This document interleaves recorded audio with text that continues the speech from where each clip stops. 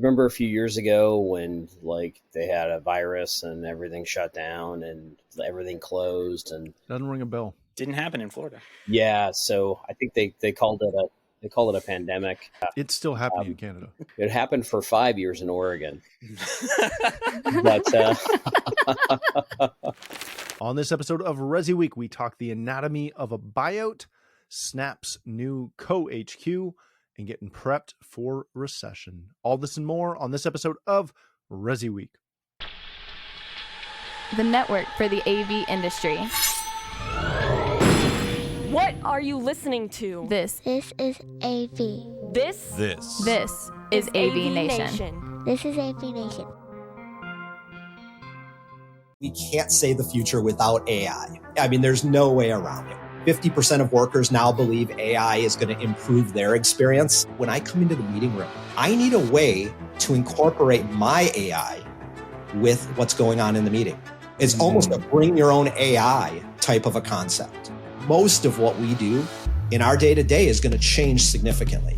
Hear the latest AV trends and predictions in this episode of Crestron's Smarter Spaces podcast on your preferred podcast platform. This is ResiWeek, episode 380, Eyes Wide Open. Welcome to this episode of ResiWeek. This is your weekly roundup of all the latest news and stories for the residential AV industry. I'm your host, Matthew Scott for AVNation.tv, and this week I'm pleased to be joined by three of my good friends. First, we have Mr. Taft Stricklin. He's the dude over at Just Add Power. How you doing, Taft? I'm excellent. How are you? Fantastic. Then we have a newcomer, Brittany DiCesare. She's the...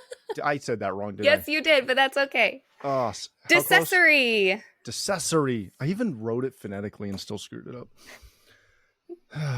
My apologies. She is in charge of client. She is a client success manager over at Control Concepts. How are you? I'm doing great. How are you? Now that I've butchered your name and That's your all right. title, I'm used to it. Things. No worries. It's okay. I'm going to butcher the next guys too. This is Seth Johnson. He is our resident Florida man, also a software development manager over at BlackWire Design. How you doing, Seth? Why am I getting called out as a Florida man? Taft is sitting right down the street from me right now, aren't you? I'm in Oregon. Oh, you got away. I never have lived in Florida for longer than 7 days at the most expensive, happiest place on earth. Yeah, that's it. Yeah. Oh, yeah. Most expensive. I like that one. Yeah, that's the truth. I actually, we're totally off topic now. I looked at it for my kids and was like, talking to my wife because her mom lives in Florida and so she half owns a house down there too. And I'm like, can we use that for the residency discount? And we looked it up. I'm like, nope. Dang it. So close. All right. Let's get right into it. This comes to us from Residential Systems. We're just going to highlight this for a second. CEDIA has open submissions for the Lifetime Achievement in Manufacture Product Awards.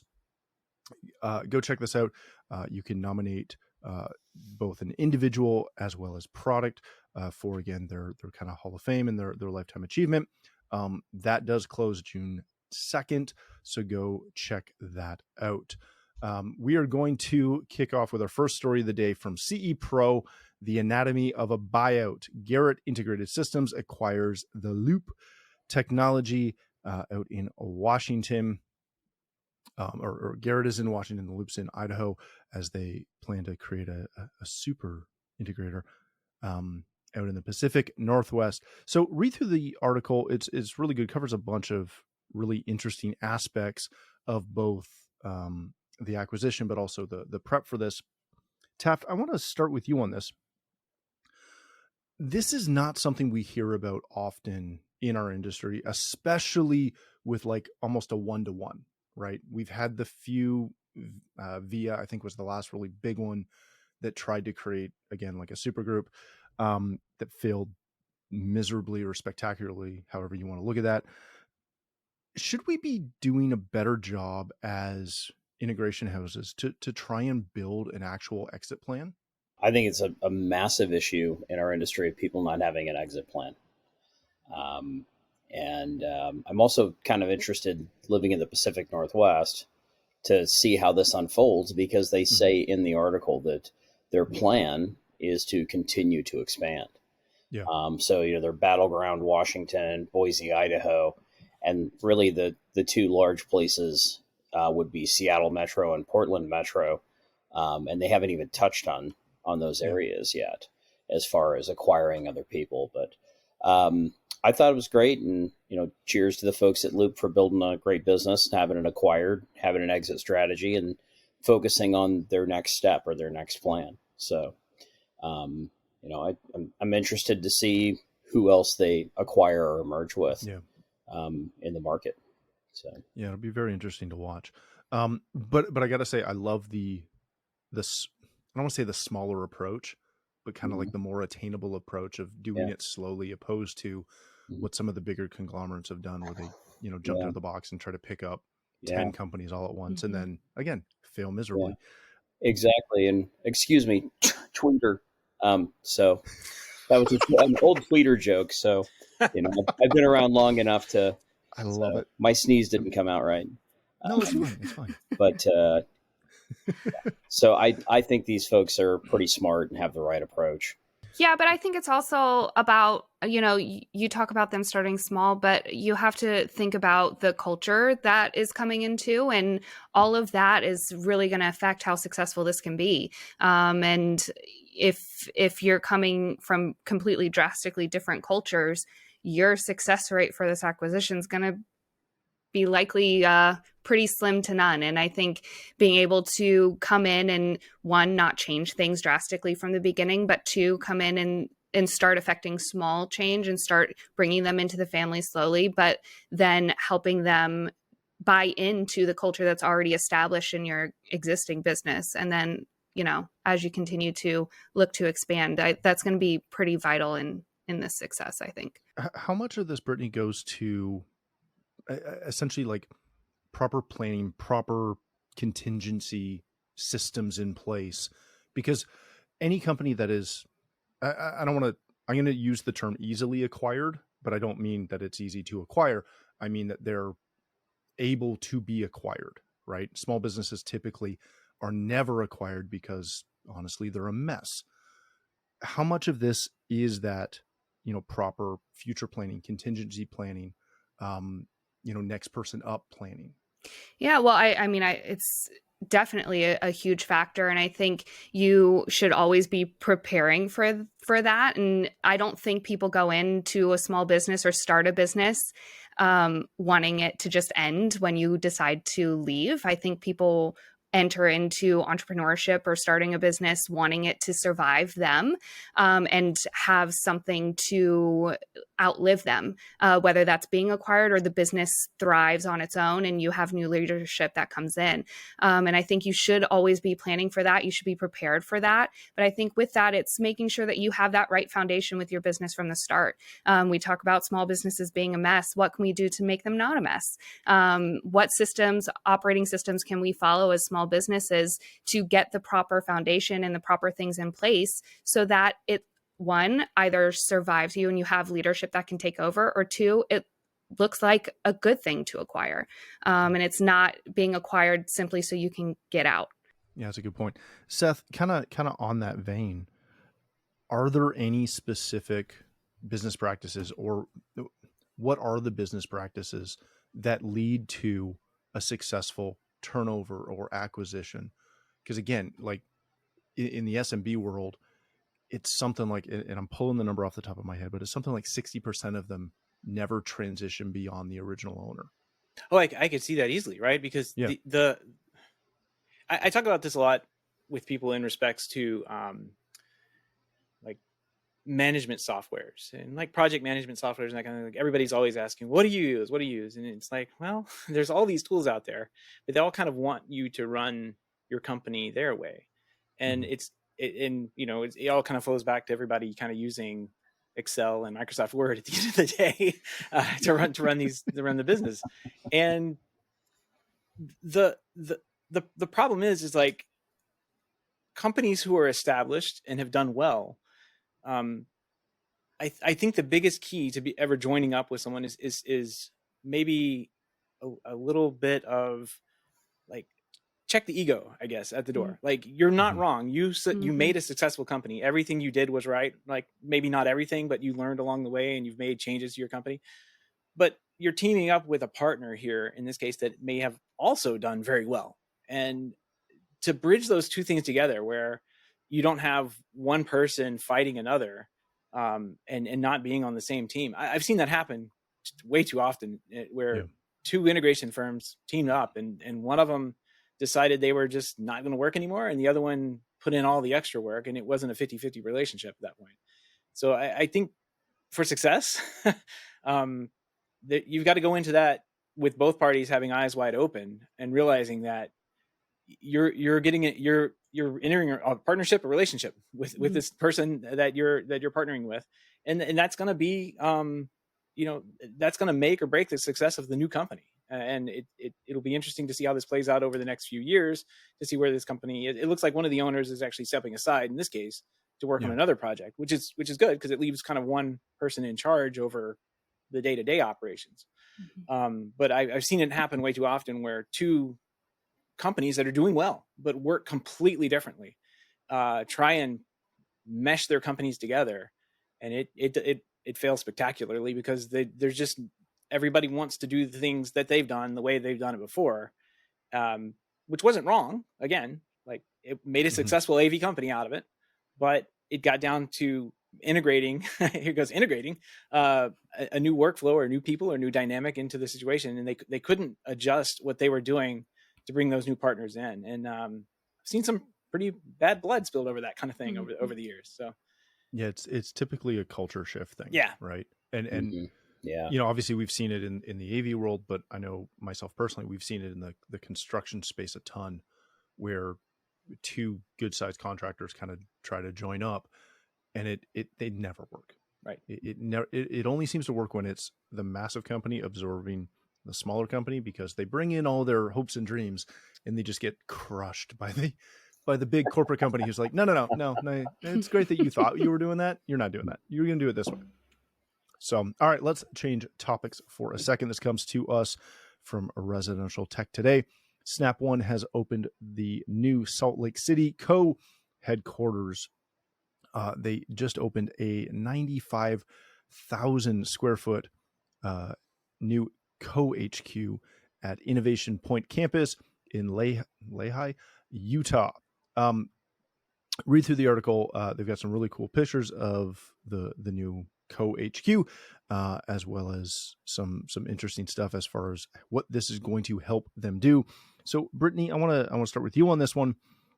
What does this mean for Snap? Is this outside of just another really big office that's their new HQ with some new research?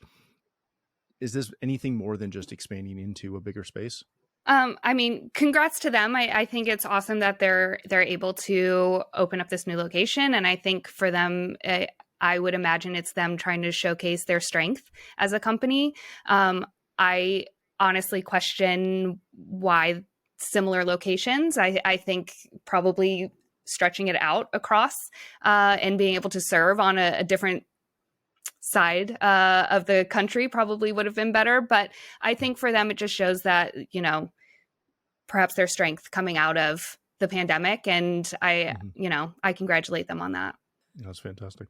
Seth, does this help every time somebody opens a new location, especially one that has a training a training component to it? It's touted as a huge, win for dealers. Does this impact dealers at all, other than, again, there's a new location they can go do on-site training for? No, I mean, it definitely, I mean, it could, I guess, if it attracts people who want to work there, to say I work in this. I mean, just looking at the picture of the building, it's beautiful. Like the inside and out pictures that they provided in the article, it's amazing looking.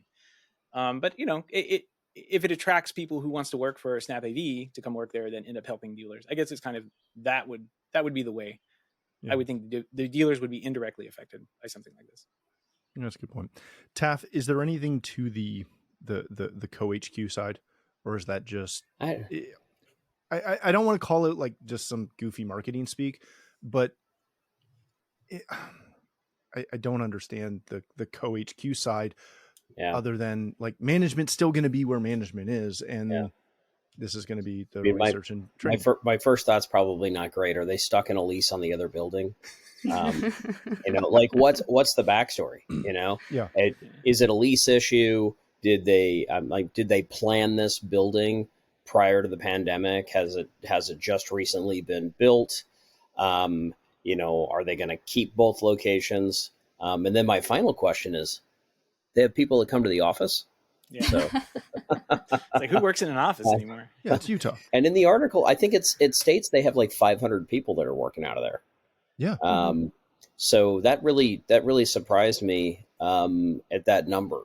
The number for the company overall doesn't surprise me, but for that building, I was kind of like, wow, that's pretty major. So I guess whatever works for them, if they can have engineering, sales, training facility, an anechoic chamber with a hard floor, all that in one building, and then management in the other building, then that may work best for them.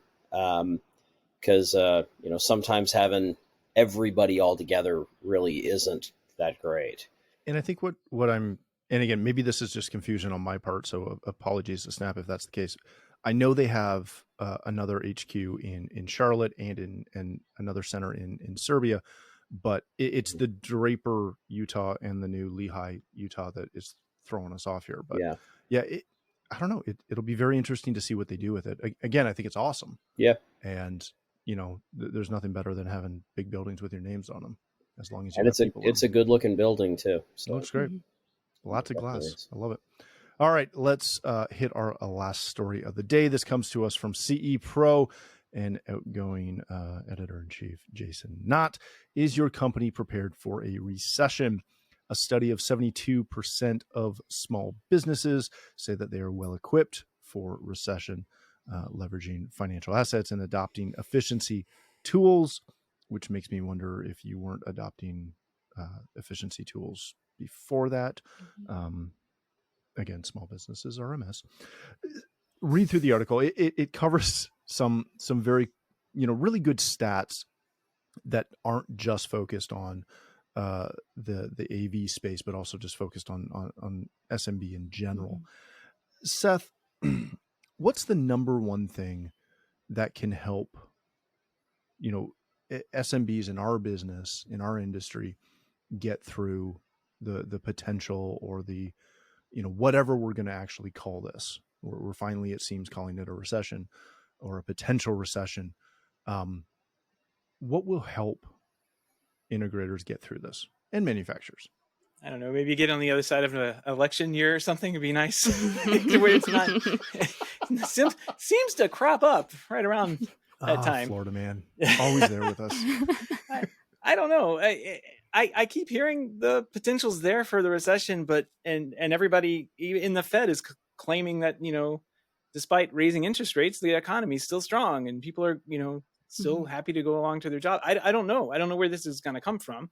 I know everybody's tense and worried about it, but it doesn't seem to actually display in the numbers we get every month. I mean, the last jobs report that came out here in the States was amazing, considering that everybody's being laid off in the tech sector. Like it's really weird. It's just a strange economy right now. And I guess with that uncertainty right there, it's just kind of like, I don't really have any good advice other than just keep doing what you're doing, because it seems like we're doing okay.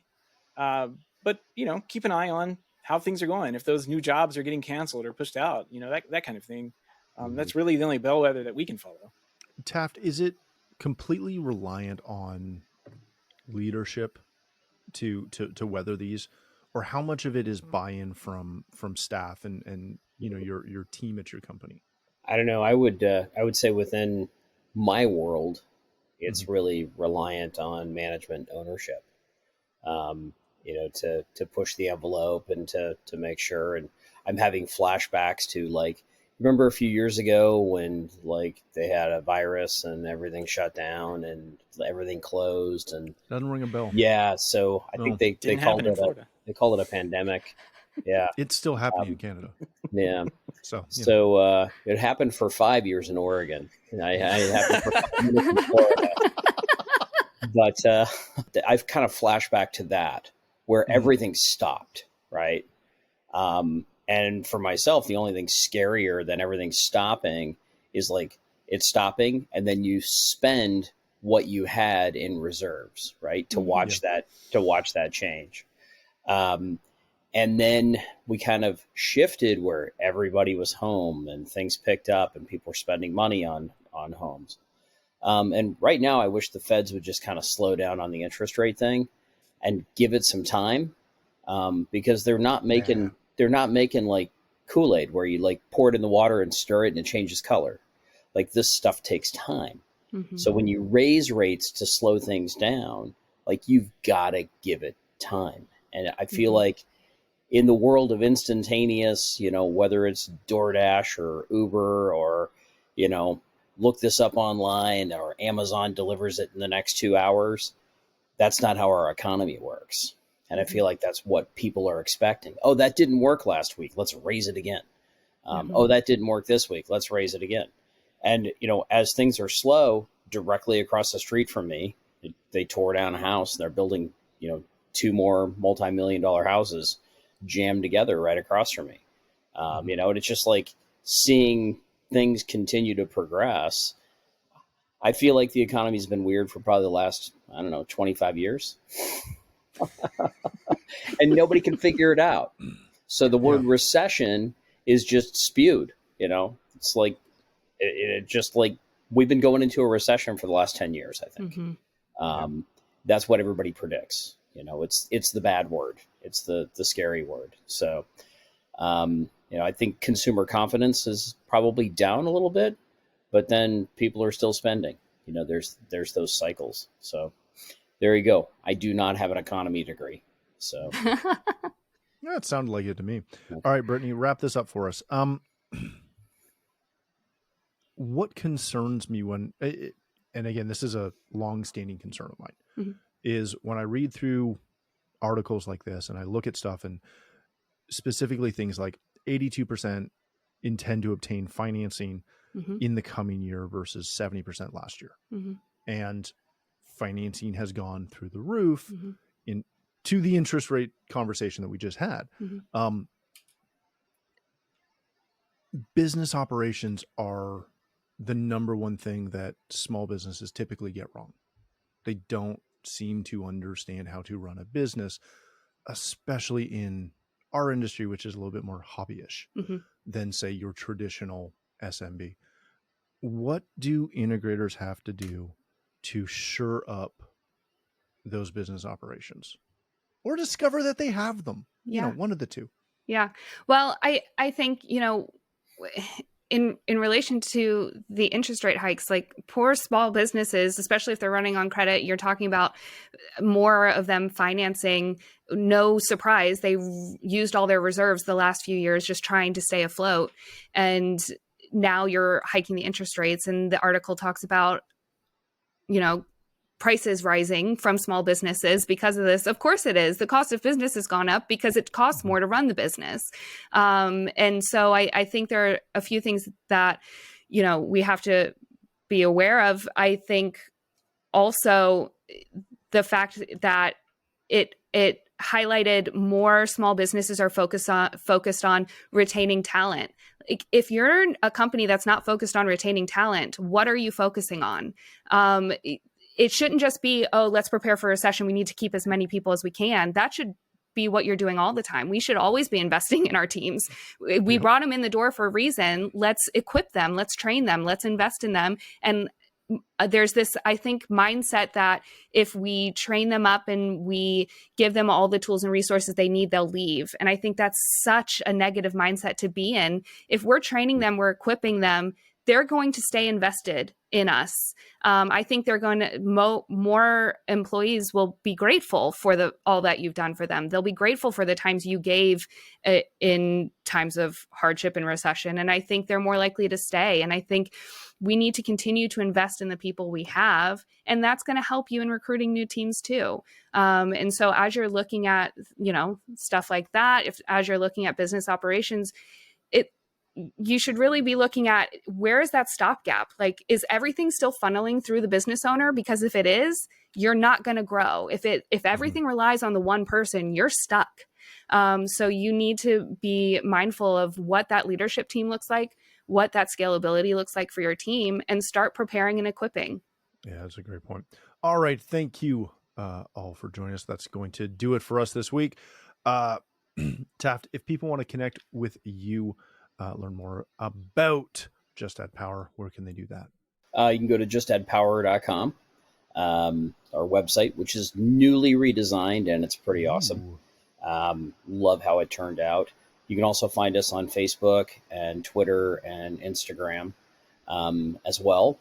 And at Infocom, you'll find us next to the Christie Digital booth in booth number 1725. And I will. I like it.